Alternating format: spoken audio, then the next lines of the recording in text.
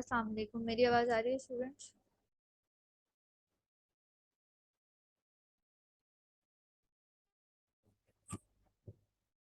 चलिए जी, बाकी लोग ज्वाइन करते रहेंगे। Let's start the session.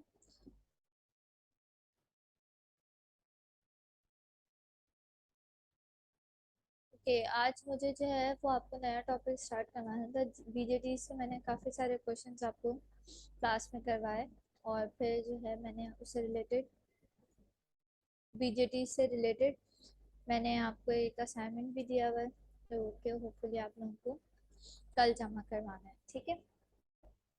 अच्छा जी। अ,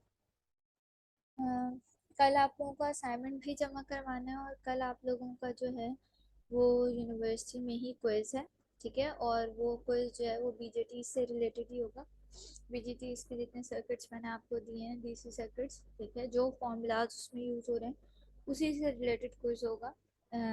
बीजेटी डीसी सर्किट्स। ठीक है। अच्छा।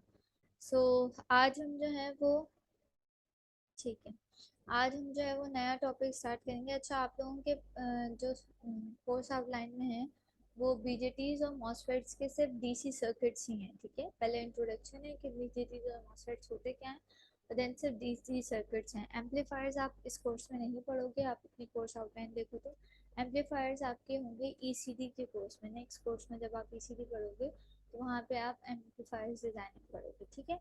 फॉर दिस एफपी कोर्स आपके पास सिर्फ इंट्रोडक्शन है कि बीजेटीज क्या होते हैं, कैसे कंस्ट्रक्शन होती है उसकी, मॉसफेट्स क्या होते हैं, उसकी कंस्ट्रक्शन किस तरीके से होती है, और उसके डीसी सर्किट्स। ठीक है।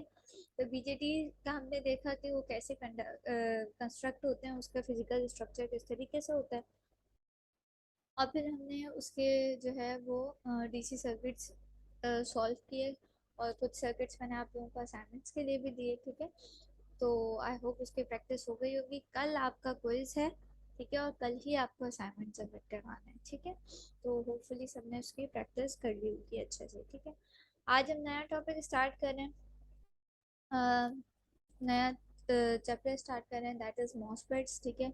अच्छा, बुक के अलग अलग वर्जन जिसके पास हार्ड कॉपी है उसमें ये मॉसफेट्स वाला जो चैप्टर है, हार्ड कॉपी में this is I guess chapter 5। अच्छा, इसमें भी चैप्टर 5 ही है। अलग अलग वर्जन में अलग अलग पेज नंबर्स और चैप्टर्स हो सकते हैं। तो टॉपिक टॉपिक पे फोकस रखा करो। जो जो टॉपिक पढ़ा रही हूँ उस चैप्टर से मैं उसी चैप्टर से रिलेट करूँगी, क्योंकि तुम लोगों के पास सॉफ्ट कॉपी ही ज़्यादातर बच्चे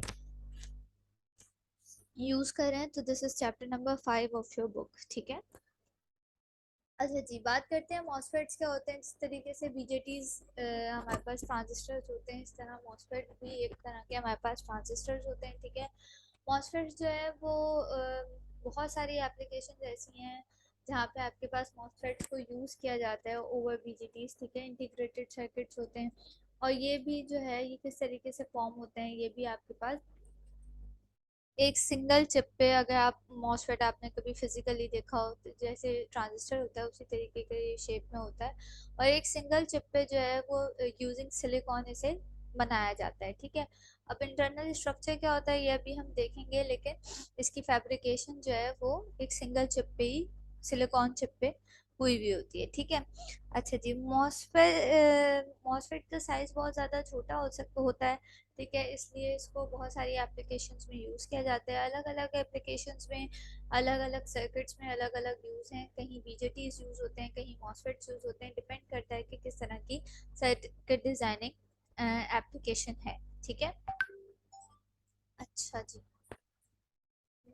choose this first. ओके। अब हम बात करते हैं कि मॉसफेट जी बन गया हमारे पास, हमें पता है ये बन चुका है और हमारे पास डेवलप हो चुका है। अब हम इसकी फिजिकल स्ट्रक्चर की बात करते हैं। हमें जो एज इलेक्ट्रॉनिक्स इंजीनियर हमें जो इंटरेस्ट है वो ये है कि भाई मॉसफेट है क्या। ठीक है। अच्छा, मॉसफेट क्यों कहा जाता है इसको, मॉसफेट है क्या। ठीक है। जैसे जैसे आप पढ़ते रहोगे वो वैसे वैसे आपको समझ में आते रहेगी। ठीक है। मॉसफेट स्टैंड्स फॉर, मॉसफेट पूरा जो वर्ड है stands for metal oxide semiconductor field effect transistor. ठीक है। एम से metal, O oxides, S semiconductor, F field, E effect, T transistor. ठीक है, अब इसको मॉसफेट क्यों कहते हैं, क्या वजह है इस नाम की, मेटल ऑक्साइड सेमीकंडक्टर क्यों कहा जाता है, जैसे जैसे आप इसकी कंस्ट्रक्शन पढ़ोगे आपको वो चीज़ समझ में आती रहेगी। अच्छा, मॉसफेट होता किस तरीके से है अच्छा जी, हमारे पास इस तरह का एक बार होता है। ठीक है, एक समझे वेफर बार होता है, एक पी टाइप सबस्ट्रेट का, एक पी टाइप एलिमेंट का। अच्छा, अब आपके दिमाग में ये क्लियर होना चाहिए कि एन टाइप क्या होता है और पी टाइप क्या होता है। ठीक है, एक पी टाइप सबस्ट्रेट है जिसके आपके पास एक बार ले लिया गया है, एक पूरा जो है वो वेफर ले लिया गया है उसका। ठीक है, उसमें हमने क्या किया है, उस पी टाइप सबस्ट्रेट में, एक मिनट,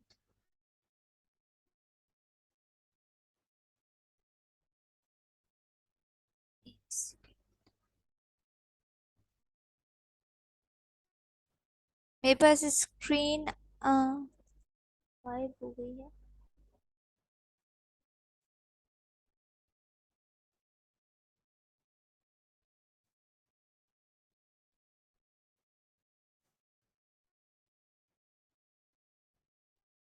अच्छा जी,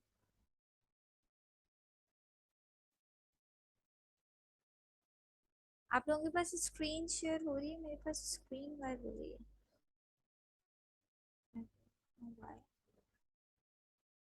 ऑन,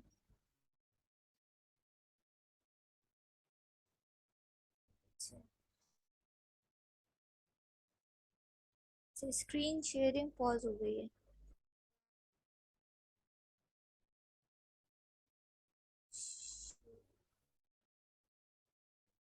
अब स्क्रीन डिस्प्ले हो रही है।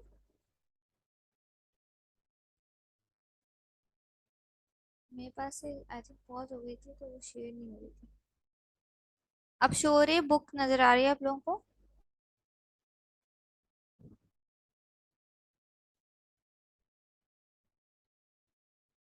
ओके ठीक है, thank you, let me continue. अच्छा जी, तो हम बात कर रहे थे, तो मैं जो देखना चाह रही थी वो ये था। Okay fine. अच्छा जी, हम ये बात कर रहे थे कि एक पी टाइप सबस्ट्रेट होता है इस तरीके का आपके पास। ठीक है, और उसमें उसमें क्या किया जाता है, फिर उस पी टाइप सबस्ट्रेट में दो हैविली डोप, ठीक है, दो हैविली डोप, अब डोपिंग आपको पता है क्या होती है, हैविली डोप का मतलब ये है कि एन स्ट्रॉन्ग एन एलिमेंट, ठीक है, दो एन एलिमेंट उसमें इंसर्ट किए जाते हैं। ठीक है, यहाँ पे दो एन टाइप एलिमेंट इसमें इंसर्ट किए जाते हैं, एक पी टाइप सबस्ट्रेट है, समझो एक बार है पी टाइप का, सही है, उसमें मैंने दो एन टाइप जो है वो एलिमेंट जो है वो मैंने उसमें इंडोर्स कर दिया, उसमें ऐड कर दिया है। ठीक है, उसमें लगा दिया, उसके साथ अटैच कर दिया है। ठीक है, इस तरीके से। ठीक है, और उसके बाद इसमें जो है जो ये दोनों एन रीजन्स हैं, इसमें से एक को क्या कहा जाता है, सोर्स कहा जाता है। ठीक है, और दूसरे को ड्रेन कहा जाता है। ठीक है, जो ये दो एन रीजन्स हमने लगाए हैं एन टाइप एक पी टाइप सबस्ट्रेट में, ये बॉडी जो है वो पी टाइप की है। ठीक है, पी टाइप में जो हमने एन टाइप दो एलिमेंट लगाए हैं वो क्या है, एक को सोर्स कहा जाता है और एक को ड्रेन कहा जाता है। ठीक है, उसके बाद यहाँ पे इसके बीच में इन दोनों को सेपरेट करने के लिए इसके बीच में एक अदद इंसुलेटर यूज किया जाता है। ठीक है, और वो इंसुलेटर कौन सा है, वो इंसुलेटर है सिलिकॉन डाइऑक्साइड का। ठीक है, तो ये जो आपको एक बीच में जो है वो वाइट जेब्रा जैसी लाइन दिख रही है, I am talking about this line. ठीक है, जो मैंने पिंक से हाईलाइट किया है, this is the layer of silicon dioxide जो कि एज अ इंसुलेटर बिहेव करी है इन दोनों को आपस में, इन दोनों रीजन्स को समझे यहाँ पे, इन दोनों रीजन्स को आपस में सेपरेट करने के लिए ये सिलिकॉन डाइऑक्साइड की एक लेयर यूज की गई है जिसकी थिकनेस बताई हुई है TOX। सही है, यहाँ पे देखो मेंशन किया हुआ है, इसकी थिकनेस क्या है, TOX। ठीक है, और उसके ऊपर एक मेटल की शीट लगाई हुई है जो कि आपका एज अ लेड या एज अ कांटेक्ट बिहेव करेगा। ठीक है, तो जो हमारे पास वायर्स आ रहे होते हैं, ठीक है, या जो हमारे पास टर्मिनल्स बन रहे होते हैं, ठीक है, वो इस मेटल से बन रहे होते हैं। ठीक है, तो अगर मैं इसको हाईलाइट करूं तो ये जो आपके पास ऊपर ब्लैक ब्लैक सी लेयर्स हैं, ये क्या है, ये तीनों पे लगाई हुई है, ठीक है। ये आपके पास सोर्स पे भी देखो एक मेटल की लेयर है, ड्रेन पे भी एक मेटालिक लेयर है, और आपके पास ये गेट पे भी। अच्छा, इन दोनों रीजन्स के बीच में जो गैप है, जिसको हम जिसको सिलिकॉन डाइऑक्साइड से जो है वो कवर किया गया है, इंसुलेटर एज अ यूज किया गया है उसमें, उसके ऊपर जो हमने मेटल शीट लगाई है वो क्या कहलाता है, गेट। ठीक है। और एक मेटल शीट आपकी नीचे भी पी टाइप सबस्ट्रेट पे भी लगी हुई है, जिसको बॉडी का नाम दिया गया है, ठीक है। तो अगर मैं इसको नोटिस करूं तो this is actually a 4 terminal device, ठीक है। इसमें 4 टर्मिनल्स हैं, एक है सोर्स, एक है गेट, दूसरा है, तीसरा है ड्रेन, ठीक है, और चौथा है बॉडी, ठीक है। So there are 4 terminals, source, gate, drain and body, ठीक है।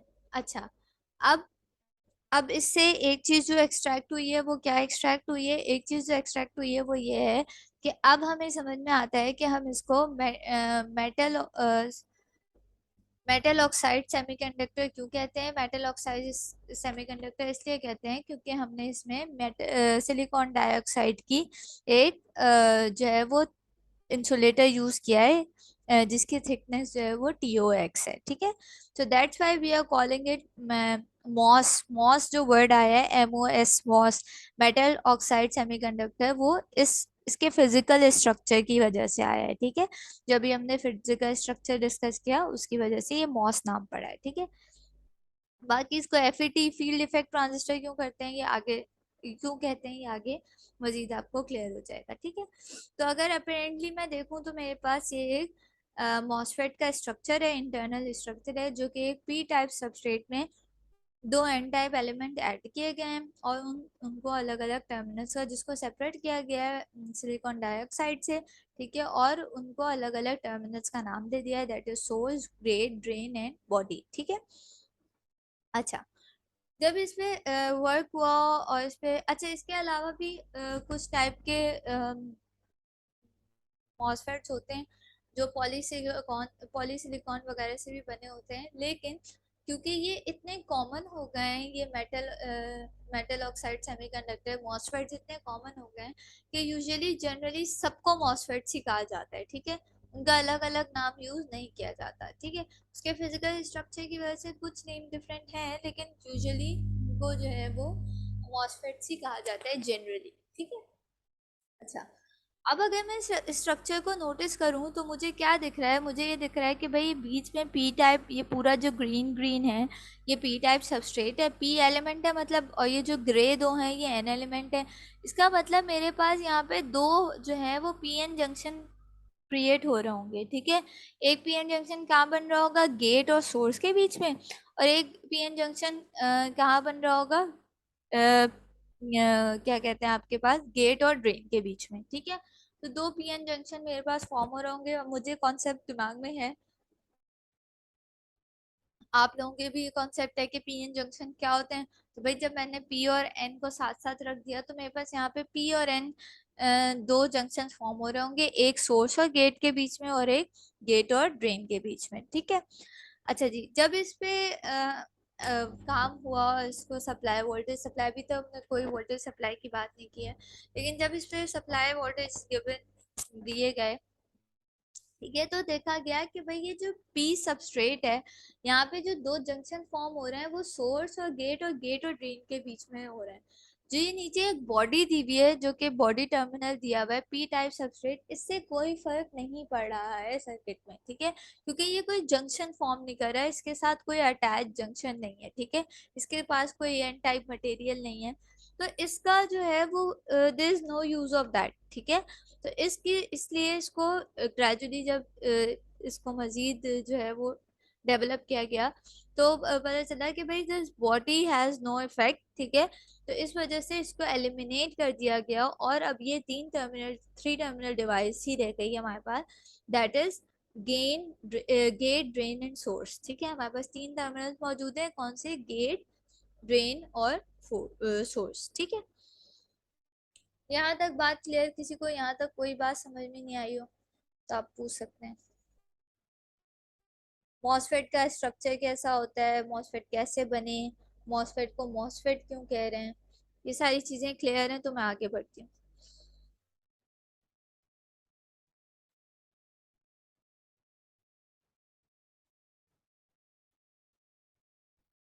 Ghania, Hasan, Usama, all clear. Ubaid.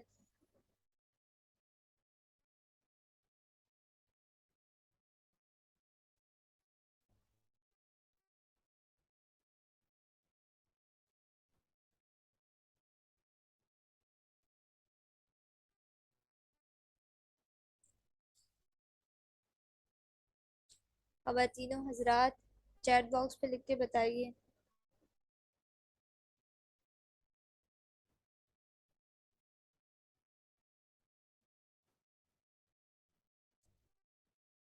Okay ठीक है।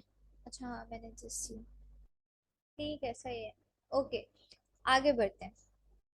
अब हम बात कर रहे हैं कि हम जो है वो जब गेट पे कोई भी वोल्टेज अप्लाई नहीं कर रहे, ठीक है। हमने यहाँ पे किस तीनों टर्मिनल्स पे कोई वोल्टेज अप्लाई नहीं किया। जब तीनों टर्मिनल्स पे कोई भी वोल्टेज अप्लाई नहीं किया तो जाहिर है नोटिस करो कि आपके पास दोनों जंक्शंस जो हैं वो जाहिर है खुद ब खुद तो चलेंगे नहीं, उसको कोई सप्लाई तो मिल नहीं रही, ठीक है। तो इसलिए मेरे दोनों जंक्शंस जो हैं वो रिवर्स वाइस हैं, ठीक है। जब तक मैं उसको कोई भी वोल्टेज सप्लाई एक्सटर्नल नहीं दूंगी, जब तक मेरा कोई भी सर्किट काम नहीं करेगा, ठीक है। अच्छा जी, यही बात आपके ऑपरेशन विद जीरो गेट, मैं इस हेडिंग को डिस्कस करूँ, देखो यही बात आपके पास यहाँ लिखी हुई है।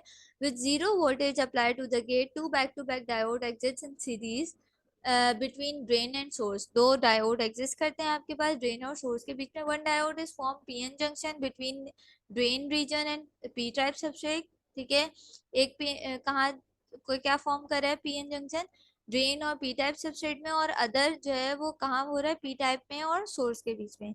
These back to back diodes prevent current conduction from drain to source. ये जो है वो करंट कंडक्शन को प्रिवेंट करेंगे दोनों डायोड, ठीक है, जब हम इसे वीडीएस अप्लाई करेंगे। In fact the part between the drain and source has a high resistance, इन दोनों के बीच में बहुत हाई रेजिस्टेंस है, जो कि आपके पास ऑलमोस्ट 10 की पावर 12 ओम के बराबर है, ठीक है। It has a high resistance when we are applying zero voltage, when we are applying no voltage, ठीक है, कोई वोल्टेज अप्लाई नहीं किया। अच्छा, अब हम बात करते हैं कि भाई अब हम इसमें से कुछ करंट वरंट गुजारना चाहते हैं, ठीक है। तो हमने क्या किया, हमने कहा कि हम इसको सर्किट को अपने हमने गेट में, इसका जो गेट टर्मिनल है उस पे मैंने क्या किया, मैंने इसके गेट टर्मिनल पे जो है वो सोर्स लगा दिए एक VGS जिसको कहा, ठीक है। अच्छा, अगर नोटिस करो तो इसका पॉजिटिव साइड गेट से अटैच है और नेगेटिव साइड ग्राउंड है, और हमने अपने सोर्स और ड्रेन को भी ग्राउंड कर दिया है, ठीक है। अच्छा, अब होगा क्या, इस यही ऊपर पैराग्राफ में यही चीज एक्सप्लेन की गई है, पहले मैं समझाने की कोशिश करती हूँ, फिर मैं पैराग्राफ से इसे रिलेट कर दूंगी, ठीक है। होगा क्या, अब मैंने गेट पे पॉजिटिव वोल्टेजेस दिए।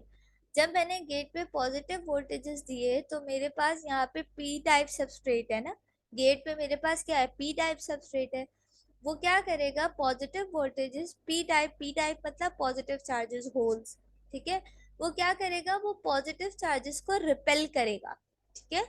वो क्या करेगा, इसके अंदर जो होल्स हैं, इस पी टाइप सबस्ट्रेट के अंदर जो होल्स हैं वो उसको रिपेल करेगा, और वो उसको कहाँ, नीचे की तरफ उसे डेप्थ में जो है वो उसको समझे रिपेल होके वो उसको पीछे फेंकने की कोशिश करेगा, ठीक है। जब वो इस द पी टाइप सबस्ट्रेट भी डेप्थ में जाएंगे, अच्छा होगा क्या, अल्टीमेटली जिसकी वजह से जैसे ही हमने देखा कि एक होल अपनी जगह छोड़ता है तो पीछे एक इलेक्ट्रॉन जनरेट करके जाता है, ठीक है। जब हम कोवेलेंट बॉन्ड पढ़ रहे थे डायोड्स में, तो हमने देखा था कि भाई कोई भी इलेक्ट्रॉन अपनी जगह छोड़ता है तो वो पीछे होल छोड़ के जाता है, और अगर होल अपनी जगह छोड़ता है तो पीछे वो इलेक्ट्रॉन छोड़ के जाता है, ठीक है। तो जब होल्स अपनी जगह छोड़ेंगे, अपनी जगह से डिस्प्लेस होंगे, तो यहाँ पे ऊपर क्या होंगे, नेगेटिव चार्जेस जनरेट होने लगेंगे, ठीक है। और वो नेगेटिव चार्जेस, उन नेगेटिव चार्जेस की वजह से क्या होगा कि यहाँ पे एक इस इन दोनों के दरमियान ये जो व्हाइट कलर का आपके पास क्या कहते हैं, एरिया दिया हुआ है, ये व्हाइट कलर का डॉटेड लाइन से मेंशन किया हुआ है, यहाँ पे आपके पास एक डिप्लीशन रीजन फॉर्म होने लगेगा, जो क्या करेगा, वो इस ड्रेन और सोर्स को आपस में कनेक्ट करेगा। ठीक है, ये डिप्लीशन रीजन क्या होगा, यहाँ पे बहुत सारे नेगेटिव चार्जेस क्रिएट हो जाएंगे, और ये सारे negative charges as a depletion region, क्योंकि एन टाइप में भी नेगेटिव चार्जेस है, इधर ड्रेन के पास भी नेगेटिव चार्जेस है, तो ये क्या करेंगे, ये एक डिप्लीशन रीजन यहाँ पे फॉर्म करेंगे। सही है, तो ये जो वाइट एरिया है, ये एक तरह से इसका डिप्लेशन रीजन फॉर्म हो रहा है। ठीक है, और ये डिप्लेशन रीजन की वजह से क्या होगा कि आपके पास एक चैनल प्रोड्यूस हो जाएगा, एक रास्ता प्रोड्यूस हो जाएगा, जिसमें से आपके पास करंट गुजर सकता है। मतलब आप अब आप ये देखो, ये जो ग्रे कलर का है, ये इन दोनों के बीच में जो है वो चैनल क्रिएट हो गया है, एक induce N type channel create हो गया। ठीक है, अच्छा यही बात आपके पास ऊपर एक्सप्लेन की गई है। Consider the figure 5.2, here we grounded the source and the drain and applied a positive voltage to the gate। हमने गेट को क्या किया, पॉजिटिव वोल्टेजेस दिए। since the source is grounded, the gate voltage appears in effect between gate and source and thus is denoted by VGS। Gate and source के बीच में लगे हुए सोर्स को ग्राउंड किया हुआ है, इसलिए उसे VGS कहा गया है। ठीक है, the positive voltages on the gate causes the in the first instant the free holes which are positive charge to be repelled from the region of the substrate under the gate। वो क्या करेंगे, repel करेंगे, और किसकी तरफ, substrate की तरफ, under the gate उसे जो है वो रिपेल करेंगे। ठीक है, these holes are push downward to the into the substrate. ये होल्स क्या करेंगे, पुश करेंगे डाउनवर्ड, होल्स पुश होंगे डाउनवर्ड सबस्ट्रेट में, leaving behind a carrier depression region, और जिसकी वजह से कैरियर डिप्रेशन रीजन जनरेट होगा। The depression region is populated by a bound negative charges, जो के जिसके पास बहुत सारे नेगेटिव चार्जेस होंगे associate with the acceptor item. These charges are uncovered because the neutralization holes have been pushed downward into the substrate। Holes नीचे चले गए, इसलिए ये चार्जेस फ्री चार्जेस होंगे। ठीक है, as well the अच्छा, as well the positive gate attracts electrons from n and source and drain। Electrons क्या होंगे, पॉजिटिव वोल्टेजेस की वजह से आपके पास इलेक्ट्रॉन्स गेट और सोर्स से अट्रैक्ट होना शुरू होंगे into the channel region when a sufficient number of electron accumulated near the surface of the substrate under the gate, n region is in effect created connecting the source and the drain। और n reason connect generate हो जाएगा, जो कि connect कर रहा होगा आपके पास source और ड्रेन को, जो बात मैंने अभी आपको समझाई। ठीक है, अच्छा जी, connected. Now if a voltage is applied between the drain and source, अब जब हम वोल्टेज अप्लाई करें अगर ड्रेन और सोर्स के बीच में, ठीक है, current flows through the induce N channel, तो करंट को इस N channel, N type channel जो इंड्यूस हुआ है इसका रास्ता मिल जाएगा। ठीक है, अच्छा जी, for current okay, current flows through the induced channel carried by a mobile electron, the induced n channel thus form a channel for the for current flow from drain to source and is aptly called so। correspondingly the MOSFET is called n channel। अच्छा, क्योंकि ये n type सब n type induce channel produce हो रहा है, ठीक है, that's why we are calling it n channel. इसको क्या कहा जाता है, एन मॉस कहा जाता है। ठीक है, ये वाली जो टाइप है, जैसे हमारे पास बीजेटीज में दो टाइप्स होती थी, बीजेटीज में क्या होती थी हमारे पास एनपीएन और पीएनपी होते थे, दो टाइप। यहाँ पे हमारे पास दो टाइप्स क्या है, एक एनमॉस होता है और एक पीमॉस होता है। ठीक है, एनमॉस क्यों कहा जा रहा है, क्योंकि यहाँ पे इंड्यूस एन चैनल प्रोड्यूस हो रहा है, that's why we are calling it N MOS. ठीक है, अभी मैं आगे पीमॉस पढ़ाऊंगी तो आपको क्लियर होगा कि why we are calling it PMOS. ठीक है, पीमॉस को पीमॉस क्यों कहा जाता है, बेसिकली पीमॉस में क्या होता है, हम एन टाइप सबस्ट्रेट लेते हैं, उसमें दो पी एलिमेंट्स ऐड करते हैं, तो वो पीमॉस कहलाता है। ठीक है, आगे अभी बुक में पढ़ोगे तो मजीद क्लियर हो जाएगा। ठीक है, अच्छा जी, अब ये जो लेयर जो फॉर्म हो रही है हमारे पास, ये जो चैनल हमारे पास प्रोड्यूस हो रहा है, इसका कोई ना कोई थ्रेशोल्ड तो होगा ना, कि मुझे एक वीजीएस वीजीएस मैंने दे दिया, जनरली मैंने एक वोल्टेज सप्लाई तो दे दी, लेकिन इसका कोई ना कोई थ्रेशोल्ड भी तो होगा कि मुझे ये वोल्टेज सप्लाई कितनी देनी है। ठीक है, तो इसका जो थ्रेशोल्ड होता है कि एट व्हाट वैल्यू, ठीक है, किस वैल्यू पे जो है कि इंड्यूस चैनल प्रोड्यूस हो जाएगा।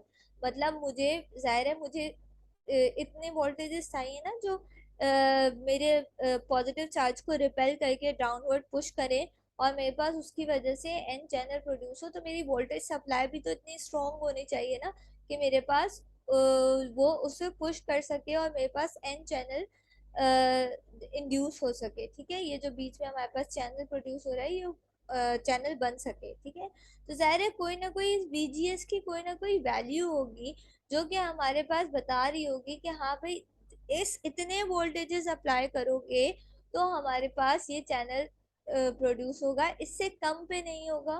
ठीक है, इतने मिनिमम आपको इतने वैल्यूज इतनी थ्रेशोल्ड बीजीएस अप्लाई करने। तो इस थ्रेशोल्ड वैल्यू को जो रिप्रेजेंट किया जाता है वो रिप्रेजेंट किया जाता है वी टी से। किससे रिप्रेजेंट किया जाता है? वी टी से रिप्रेजेंट किया जाता है। और इसकी जो रेंज है वो मोस्टली रेंज होती है आपके पास 0.3 से लेकर 1 वोल्ट तक। ठीक है, 0.3 वोल्ट से लेकर 1 वोल्ट तक इसकी रेंज होती है। और ये आपको मैन्युफैक्चर या डेटा शीट बताती है कि इसका थ्रेशोल्ड वोल्टेजेस क्या है। ठीक है, जब आप क्वेश्चंस करोगे तो आपको यूजुअली ये वैल्यू गिवन होगी। सही है। अच्छा जी, यहाँ तक मेरे ख्याल से बात समझ में आती है। ठीक है, आगे बढ़ते हैं। ये चैनल इसका टाइम खत्म होने वाला है तो मैं ये छोटी सी बात और यहाँ पे कवर कर लूँ, फिर जो है वो हम आगे बढ़ते हैं। अच्छा, अब होगा क्या? अच्छा जी, हमारे पास थ्रेशोल्ड वोल्टेजेस हमें पता चल गया है, लेयर फॉर्म हो गई। अब अगर इसको नोटिस करो तो क्या हो रहा है, यहाँ पे एक पी टाइप सबस्ट्रेट का जो है एक ये मेरे पास गेट है। सही है, ये गेट का की लेयर है जिसमें मेरे पास क्या मौजूद है? पॉजिटिव चार्ज मौजूद है। ठीक है, उसके नीचे मेरे पास एन चैनल इंड्यूस हो गया, जो कि एक मेरे पास, समझो दिस इज द गेट, ठीक है, जिसके पास पॉजिटिव चार्जेस मौजूद है। अब मैंने उस पॉजिटिव चार्जेस को सप्लाई दे वे के किसी तरह मैंने ये एन चैनल इंट्रोड्यूस करवा दिया, जिस जो कि नेगेटिव चार्जेस पे बना हुआ है। ठीक है, ये जो बीच में एक दे एन चैनल बना है इसकी बात हुई। ठीक है, अब अगर मैं नोटिस करूं और इसके बीच में क्या है, इसके बीच में क्या है? ऑक्साइड लेयर है। ठीक है, इसके बीच में क्या है? ऑक्साइड लेयर है। सही है, तो अगर मैं नोटिस करूं तो ये क्या बन गया? मेरे पास एक प्लेट पॉजिटिव की है, ठीक है, एक प्लेट नेगेटिव की है मेरे पास, एक लेयर पॉजिटिव है एक लेयर नेगेटिव है, और बीच में मेरे पास ऑक्साइड की लेयर मौजूद है। This will become as behave as a capacitor.